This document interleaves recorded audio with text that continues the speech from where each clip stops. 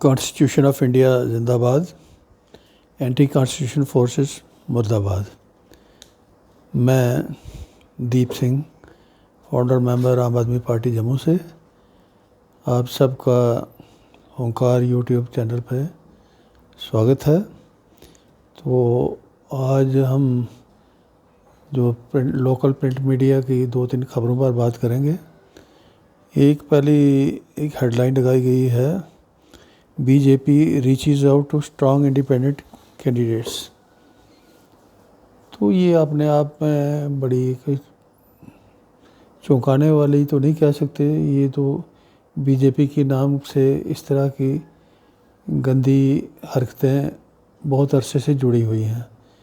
तो अब जो स्ट्रॉन्ग इंडिपेंडेंट कैंडिडेट्स के साथ रब्ता करने की बात हो रही है, तो इस पे हम अपने लोगों से, वोटर्स से, जिस कॉन्स्टिट्यूंसी में वो स्ट्रॉन्ग इंडिपेंडेंट कैंडिडेट्स जीते हैं, वहाँ की पब्लिक को, वहाँ की पब्लिक रिप्रेजेंटेटिव जो सिविल सोसाइटी है, उनको चाहिए कि वो भी उन कैंडिडेट्स पर एक दबाव बनाएं कि वो किसी पार्टी के झांसे में मत जाएं, किसी पार्टी के साथ एफिलिएशन में ना जाएं।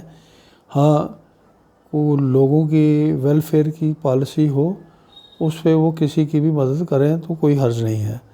अलबत्ता किसी के साथ एसोसिएशन ज़ाहिर करना, एफिलेट करना अपने आप को, ये पब्लिक के साथ धोखा है। जिनको बीजेपी ने टिकट नहीं दी, वो लोगों ने उनको अगर इज़्ज़त दी है, लोगों की इज़्ज़त का ख्याल रखने के लिए उनको मजबूर करना पड़ेगा। अदरवाइज़ ये जो आया राम गया राम वाला सौदा है, ये बीजेपी कराने में बड़ी ऑलरेडी बदनाम हो चुकी है, और ये खेल यहाँ जम्मू कश्मीर में भी खेला जाएगा, इसकी पूरी संभावना है। तो हमारी लोगों से अपील होगी, उन कॉन्स्टिट्यूंसीज़ के जो वोटर्स हैं, रिस्पेक्टेबल वोटर्स हैं, रिस्पेक्टेबल नुमाइंदे हैं, वो अपने ऐसे कैंडिडेट्स के ऊपर एक दबाव अच्छी तरह से उस पर कायम करें, दबाव बनाएं, ताकि वो किसी किस्म का बीजेपी के गंदे खेल का हिस्सा ना बने।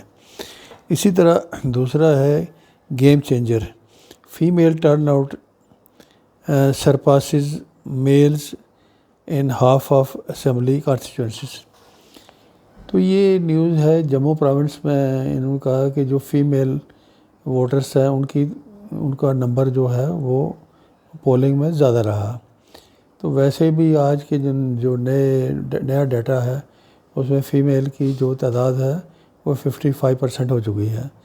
फीमेल्स की 55% पॉपुलेशन को रिप्रेजेंटेशन देने के ऊपर हर पार्टी ने मक्कारी दिखाई। बीजेपी जो बड़े बड़े दावे करती है, खोखले दावे करती है, इसने भी ये गंदा खेल दबा के खेला। तो उसमें ये चाहिए, जैसा कि पंचायतों में कुछ सीटें रिज़र्व करी जाती हैं सरपंच की औरतों के लिए, एससीज़ के लिए, तो वहाँ औरतें बराए नाम सरपंच तो बन जाती हैं, काम उनके हस्बैंड या उनका घर का कोई बंदा मेल मेंबर करता है। इससे जो होता है, लोगों का इंटरेस्ट बुरी तरह से डिफीट होता है।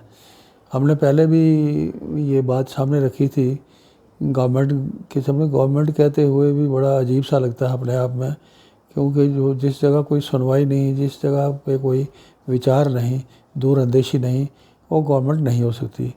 तो चाहिए तो ये था कि जो ऐसी फीमेल कैंडिडेट्स हर गांव में, पंचायत में जो हों, जो इच्छुक हों इलेक्शन कॉन्टेस्ट करने के लिए, उनके लिए 3 महीने का एक कोर्स उनके लिए डिपार्टमेंट करवाए। उनको मंथली स्टाइफंड भी अच्छा दे, ताकि वो घर से अगर जाएं तो घर का काम भी मुतासर ना हो, और वहाँ से उनको सिखा के ट्रेन किया जाए। अगर वुमेन का वेलफेयर की बात करनी है तो। अदरवाइज़ ये लोग जिस तरीके से ठगी बाज़ार चला रहे हैं, इस तरीके से वुमेन के नाम पर भी आए दिन ठगी ही देखते हैं हम। उनका कोई रिप्रेजेंटेशन वाला, मीनिंगफुल रिप्रेजेंटेशन वाली बात आज तक कहीं दिखी नहीं।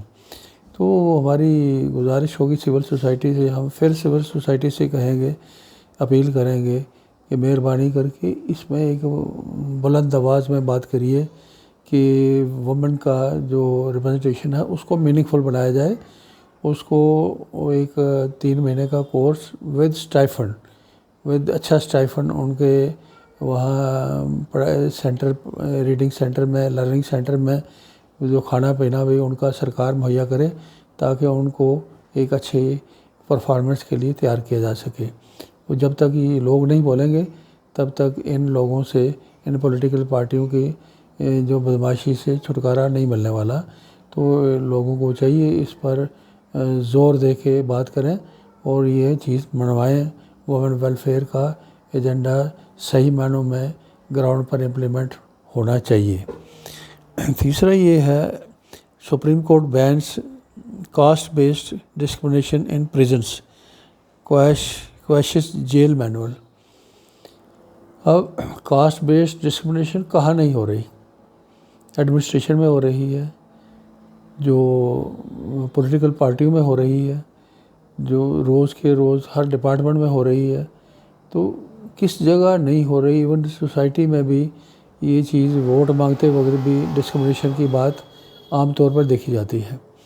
तो सुप्रीम कोर्ट ने ठीक है एक शुरुआत प्रेजेंट से करी है, तो ये अच्छी बात है, लेकिन खाली सुप्रीम कोर्ट कहाँ कहाँ इसको बैन करेगी, कहाँ कहाँ इस पर बंदिश लगाएगी?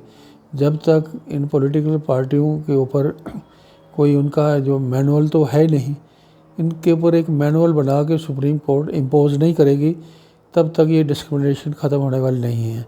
हर शैतानी की जड़ जो है ये पॉलिटिकल पार्टियां हैं, और ये एक ख़ास किस्म का तबका है जो रोलिंग चेयर्स पे अक्सर दिखाई देता है। थोड़ी सी मकदार, थोड़े से नंबर में होते हुए वो हर पार्टी में वो जो क्रीमी लेयर उसी की छाई हुई है। वो लोग नहीं चाहते कि किसी भी आम लोगों को पढ़ाया जाए, गरीब के बच्चे को पढ़ाया जाए, आम लोगों को कास्ट बेस्ड जो डिस्क्रिमिनेशन है उसको निकाला जाए। इवन पोस्टिंग्स में भी डिस्क्रिमिनेशन करी जाती है। ये डिस्क्रिमिनेशन भारत के स्ट्रक्चर को दिन ब दिन खा के खोखला कर चुकी है, और दुनिया की रेस में अगर भारत को सस्टेन करना है तो ये लानत ख़त्म करनी होगी। सुप्रीम कोर्ट से हम अपील करेंगे कि वो एक इन पॉलिटिकल पार्टियों के ऊपर एक मैनुअल इम्पोज करे कि ये चीज़ें होनी चाहिए, ताकि लोगों को भी जागृति आए, लोग सुप्रीम कोर्ट की मदद में खड़े हो जाएं। जिस तरह पाकिस्तान में लोग सुप्रीम कोर्ट की आज़ादी के ऊपर, सुप्रीम कोर्ट के हक़ में हज़ारों की तादाद में बाहर आए हैं, इस तरह से भारत में भी लोगों को बाहर आना पड़ेगा। अदरवाइज़ ये पॉलिटिकल पार्टियों का जो गंदा खेल है ये बर्बाद करके रख देगा। ये कंट्री का इतना नुकसान कर चुका है, ये आने वाले दिनों में और भी हो सकता है। हमारी जो मौजूदा लाइफ है, आने वाली जनरेशन्स की लाइफ है, बुरी तरह से तबाह होने जा रही है। हमारी अपील होगी कि सिविल सोसाइटी इन बातों पर गौर करे और अपने आप में एक गहरी नींद से जाग के एक कास्टिज़म से हट के, रिलीजनिज़म से हट के, एक इंसानी बुनियाद पर एक सब के लिए भले का काम करने के लिए लामबंद हो, तभी इन चीज़ों से छुटकारा मिल सकता है। आज के लिए इतना ही, बहुत बहुत शुक्रिया।